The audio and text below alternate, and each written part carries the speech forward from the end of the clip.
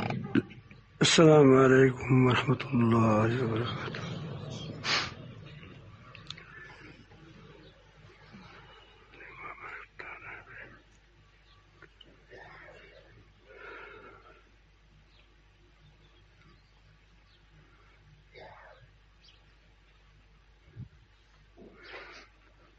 ہمارے اکابر مشائخ وہ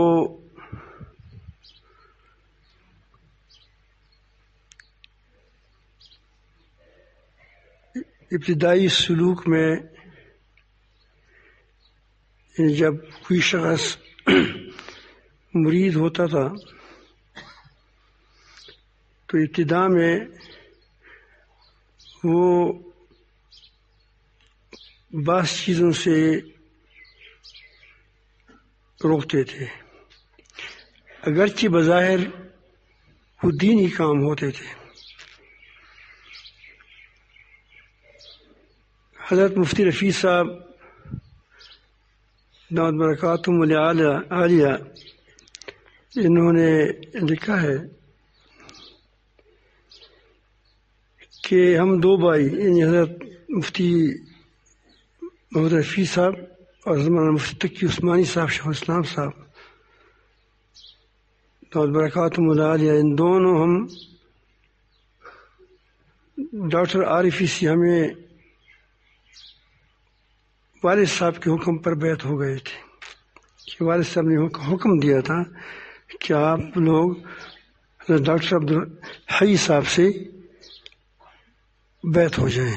وہ عالم نہیں تھا، یعنی باقاعدہ درس نظامی کا فاضل نہیں تھا، لیکن حضرت تھانوی رحمۃ اللہ علیہ کے خلفاء میں سے تھے، اور یہ خود بھی تھانوی اللہ کا خلیفہ تھا، لیکن اس نے ان کو وہاں سے بیعت کرایا۔ شاید اس کے مقصد یہ بھی ہو کہ یہ بڑے بڑے عالم ہے، اس کو ایسی شخصیت سے بیعت کرائے جو روحانیت میں تو بہت اونچا ہے لیکن علمی لحاظ سے کیا ہے وہ اس کے درجے میں نہیں ہے، تاکہ اس کی دل و دماغ سے علم کا بھی ایک اپنا ایک چیز ہوتی ہے، اس کو آپ کیا نام دے دیں وہ نکل جائے۔ تو وہ فرماتے ہیں کہ ہم اخباروں میں ہم بیانات دیتے تھے، ریڈیو میں دیتے تھے، اور لوگ جلسوں میں ہمیں بلاتے تھے، فصیح بھی تھے دونوں، اور اللہ تعالیٰ نے اس کو علم بھی اچھا دیا تھا۔ تو حضرت ڈاکٹر صاحب عارفی رحمۃ اللہ نے ہمیں منع کر دیا کہ آپ نے کوئی تقریر نہیں کرنی ہے، نہ تقریر کرنی ہے، بچوں میں پڑھانا وہ پڑھائیں، لیکن تقریر نہیں کرنی ہے، نہ تقریر، نہ ریڈیو میں، نہ اخبار میں، نہ جلسوں میں، کہیں نہیں جانا ہے۔ ہم بڑے فکر میں پڑ گئے کہ دینی کام ہو رہا ہے، لوگوں کو فائدہ پہنچ رہا ہے، فیض پہنچ رہا ہے۔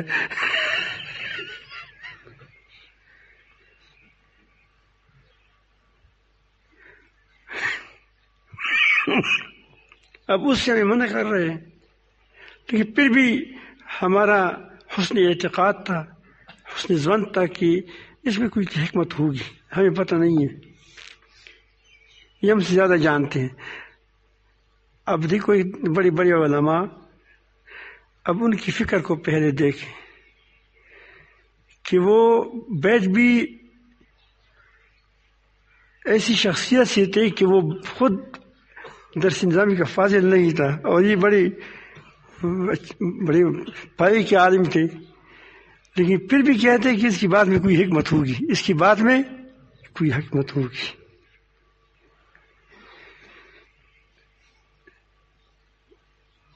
تو 10 سال تک ہم نے بیانات نہیں کی، 10 سال تک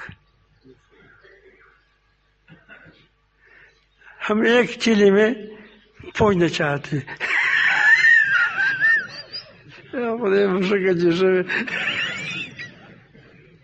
اسی لیے تو آپ ساری بیٹھ والا ایسے صوفی ہے لیکن کاربیٹ کا صوفی نہیں ہوتا، جو ایک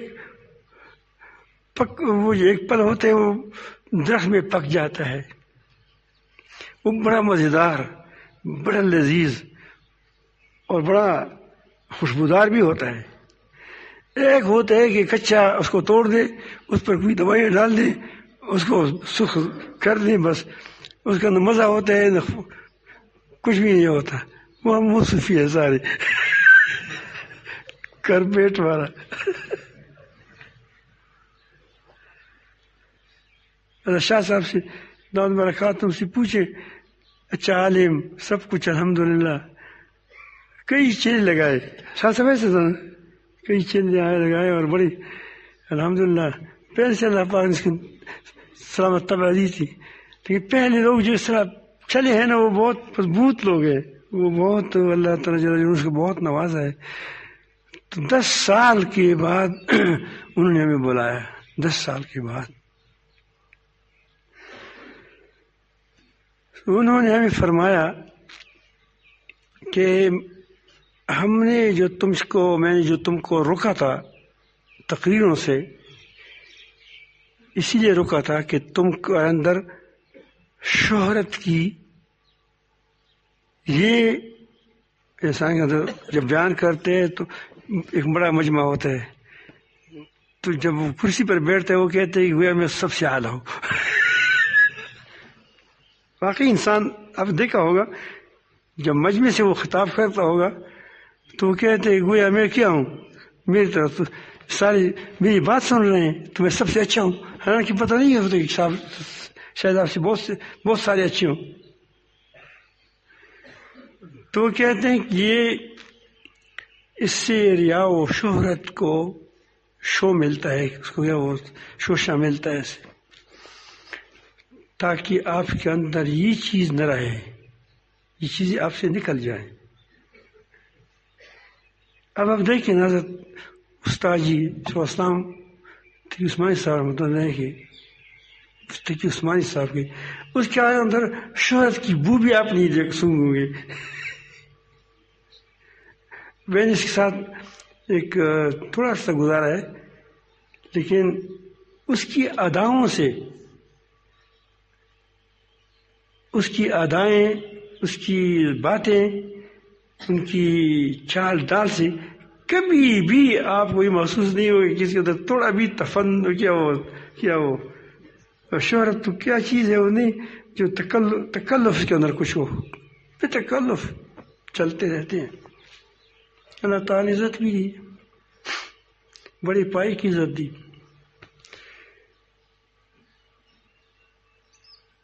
تو وہ فرماتے ہیں حضرت مفتی رشید صاحب رحمۃ اللہ علیہ کہ انہوں نے مجھے ہمیں کہا کہ ہم نے اس لیے روکا تھا، اور جب آدمی بالغ ہو جاتا ہے پھر کسی بھی نہیں روکے گا، پھر روکے گا پھر بھی نہیں روکے گا، جب بالغ روحانی بالغ ہو جائے، روحانی تو میں نے لگا دیا روحانی بلوغ، تو ظاہر ہے کہ پھر وہ جب آدمی پر وہ غلبہ آ جاتا ہے بلوغ کا، تو جو آدمی پہلے سے ہم بیانات سیکھتے ہیں، انجمن ہوتے ہیں، سیکھیں، لیکن مجموع میں شوق زیادہ نہ رکھیں، تو اس کا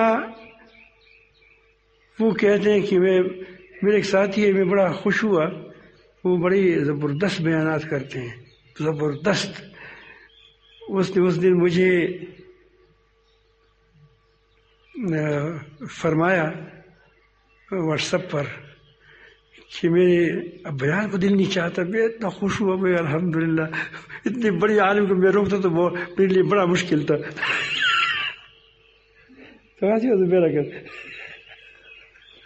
تو میرے لیے کیونکہ وہ بہت بڑا عالم ہے، میں کیسے روکتا اس کو، لیکن دل میں تھا کہ یہ اتنی زیادہ وہ زبردست تقریر کرتا ہے، اس کے اندر ہی اپنی زبردست تقریر کرنے کا وہ جو ہوتا ہے کہ میں زبردست تقریر کرتا ہوں، یہ کس طرح نیچے آ جائے۔ تو یہ ہے ہر چیز کی وہ ترتیب ہوتی ہے. اب ایک کہ وہ پھر آدمی بے چین ہو جاتا ہے تقریر کے لیے. بے چین جانتے ہو بے چین اس سے کو کہتے ہیں کہ آدمی ایک تو ہے کہ میں لوگوں کو خوش کروں، اٹھائیں زندہ باد کہو سبحان اللہ سب یہ سبحان اللہ نہیں پڑھاتے. یہ سبحان وہ داد حاصل کرنا چاہتے ہیں. کیا کہ مجھے داد دو، اور دوسروں پر سبحان اللہ زیادہ کہے نا، اس پر نہ کہے تو پھر خفا بھی ہو جاتا ہے. اگر دوسرے کی پر سبحان اللہ کہتے ہیں تم ذکر کی شوقین ہو تو ذکر تو اس نے کر دیا. تو کہتے کہ نہیں میری بات پر سبحان اللہ کہو، کیا تب میں خوش ہوں گا. تو یہ داد حاصل کرنا ہوتا ہے. کیا ہوتا ہے؟ داد. تو فرماتے ہیں کہ پھر ہم نے وہ کمرے میں لے گئے اور یہ بہت ساری خطوط اتنا ڈھیر کمرے میں ڈال دیا. مجھے کہا کہ یہ سارے شیخ الحدیث حضرت مولانا محمد ذکیہ رحمۃ اللہ کی خطوط ہیں.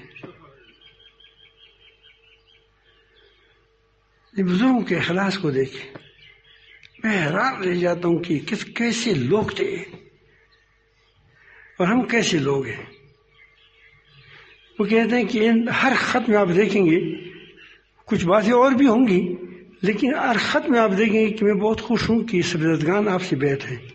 سبزدگان آپ سے بیعت ہے. مجھے بہت فکر لگتی ہے، ان کتاب بہت بڑی فکر لگی ہوئی ہے. اب شیخ رحمۃ اللہ کی مرید ہے، نہ اس کے خلفاء میں سے ہے، نہ حضرت تھانوی رحمۃ اللہ حضرت شفیع اللہ کا خلیفہ ہے، حضرت تھانوی کا خلیفہ ہے، اور نہ حضرت تھانوی رحمۃ اللہ کا یہ وہ حضرت شیخ الحدیث رحمۃ اللہ کا خلیفہ ہے. وہ خلیفہ حضرت خلیفہ احمد ثانوی پور رحمۃ اللہ کا. اب دوریاں اس کو دیکھیں نہیں، وہ نسبت کی دوری کو، لیکن اس کے باوجود وہ جب ہری کو دیکھتے تھے وہ کہتے کہ جہاں بھی ہوں لیکن اس کی اصلاح ہو جائے. اب یہاں سے آپ ان کی اصلاح حضرت شیخ رحمۃ اللہ کی جامعیت کو آپ دیکھیں کہ کس طرح وہ جامع شخصیت ہے، کہ سارے وہ جو اس کے جتنے اس وقت کے شیوخ تھے اس کے ساتھ اس کا کیا تعلق تھا، کس طرح اس کو وہ اس کے لوگوں کو اپنے لوگ سمجھتے تھے. نہیں سمجھتے کہ یہ تو وہ جانے اس کا کام جانے. نہیں، اس نے کہا کہ ہر خط میں لکھا ہے کہ میں بہت خوش ہوں کہ وہ آپ سے بیعت ہیں مجھے، لیکن آپ اس پر پوری توجہ کر دیں.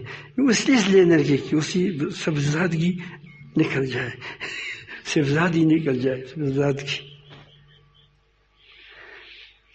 تو اس ایک واقعے کے اندر آپ کے لیے ہمارے لیے سبق بھی ہے کہ ہم اب ابتدائی مراحل میں ہم چل رہے ہیں، سارے ابتدائی مراحل میں ہے.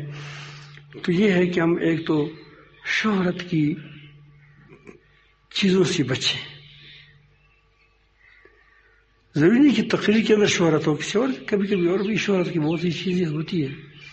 جتنا اپنے آپ کو آپ شہرت سے بچاؤ گے اتنا آپ کو اللہ تعالیٰ مشہور کرے گا. حضرت شیخ نے خود فرماتے ہیں کہ میرے تو ایک دوست تھا، میرے ساتھ دوست ہم سبق تھے، ہم پڑھتے تھے، سبق پڑھتے تھے. تو وہ ہمیں کہتے ہیں کہ میں چاہتا ہوں کہ پوری دنیا میں مشہور ہو جاؤں، پوری دنیا میں مشہور ہو جاؤں. یہ میری شوق تھا، اس کا شوق تھا، ہم کہتے رہتے تھے. تو میں اس کو اپنی کیفیت سے بتاتے ہوئے کہتا ہوں کہ میرا شوق ہے کہ مجھے کوئی دنیا میں پہچان ہی نہیں. اب یہ دو شوق تھے. اس کے والد صاحب تھے، اسے بڑا وہ اس کی بڑی اچھی تربیت کی تھی حضرت شیخ رحمۃ اللہ علیہ کی. تو اب آپ دیکھیں دنیا میں کہ جو اس کا ساتھی تھا اس کا نام تم کو معلوم ہے، اس کا جو اس کا ساتھی تھا کہ میں تو مشہور ہو جاؤں،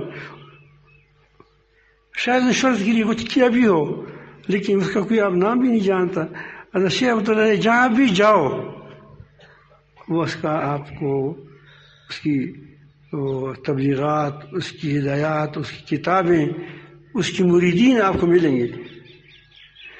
تو ایک آپ ایسا کریں کہ اپنے آپ کو اب کتنا مٹھاؤ گے، جب تک دانہ مٹ نہیں جاتا، مٹی میں مل کر نہیں رہ جاتا، اس وقت اگتا نہیں ہے.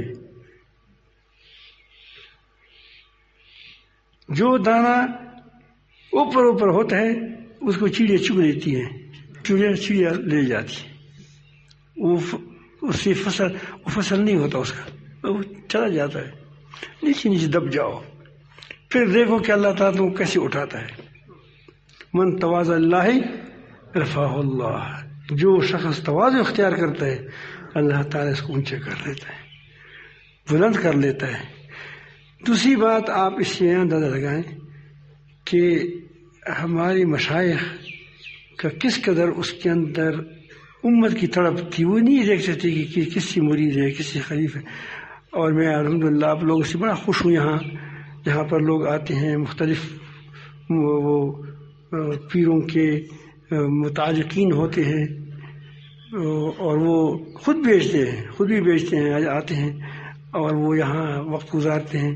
اور ہمارے ساتھی کوئی تفریق نہیں کرتے ہیں کہ بس یہ ہمارا، یہ ساتھی تو وہاں بیٹھا ہے، یہ ساتھی وہیں بیٹھا ہے، یہ ہمارا نہیں ہے. اتنا تو کہیں گا کہ جس کو چینی سی پرہیز ہو تو وہاں بیٹھ جائے کیونکہ وہ چینی کی بیمار ہر پیر کا ہو سکتا ہے. تو آپ ہم اس ذوق کو لے لیں. شیخ رحمۃ اللہ کا بہت زبردست ذوق تھا، بہت بہترین ذوق دیے تھا اس کو. تو ہم اس کی ذوق کو لے لیں، اس کی عادات کو لے لیں. وہ ہے عین بالکل نبی کریم صلی اللہ علیہ وسلم کا طریقہ تھا کہ لوگ ٹھیک ہو جائیں، لوگ کی اصلاح ہو جائے. آج کل تو یہ بڑا فتنہ بن رہا ہے کہ وہ کہتے ہیں کہ اصلاح تو ہو لیکن میرے متحد ہو. اگر دوسری کا مرید بہت اچھا ہو گیا، بہت اعلیٰ ترقی کرتے ہو، کہتے کاش اس ترقی نہ کرتا، کیونکہ پھر تو اس کا نام ہو جائے گا، پیر کا نام ہو جائے گا. تو یہ بھی شہرت کی بھوک ہے، شہرت کی بھوک ہے. اللہ تعالیٰ میں شہرت کی بھوک سے بچائے. جو کچھ ہے اس کو ہم سے دور کر دیں لیکن عافیت کے ساتھ، تھپڑوں کے ساتھ نہیں.